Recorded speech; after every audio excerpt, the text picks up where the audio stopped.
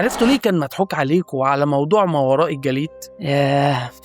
عودة بعد انقطاع طويل جدا، بس الواحد وحشه كده واقف قدام الكاميرا. المهم، الجدار الجليدي هو الوصف اللي ناس كتير قوي بتطلقه على القارة القطبية الجنوبية. الغموض مش في الجليد نفسه، الغموض في القيود الشديدة جدا اللي مفروضة على الوصول للمناطق دي. ما تنساش تعمل فولو ولايك لو عجبك الفيديو. ليه الوصول للقارة القطبية محدود؟ رسميا الطقس شديد جدا الخطورة، البيئة حساسة جدا، وفي معاهدات دولية بتنظم الوجود هناك. لكن السؤال اللي دايما بيتكرر، هل دي كل الأسباب ولا في حاجة تانية؟ في ناس بتعتقد إن الجدار الجليدي مش مجرد نهاية قارة، بل حد فاصل بين عالمنا وأراضي تانية غير مكتشفة، أو بقايا حضارات قديمة مثلا، أو حتى بيئات لم تمس من آلاف السنين. الفكرة دي مش مدعومة بأدلة علمية مؤكدة، لكنها مبنية على خرائط قديمة غريبة، صور أقمار صناعية مثيرة للجدل، قصص مستكشفين اختفوا، ومنع التصوير أو الطيران الحر في مناطق معينة. أنت تفتكر إن في حاجة فعلا ورا الجدار، ولا كل دي مجرد خرافات؟ أنا بقول فيه،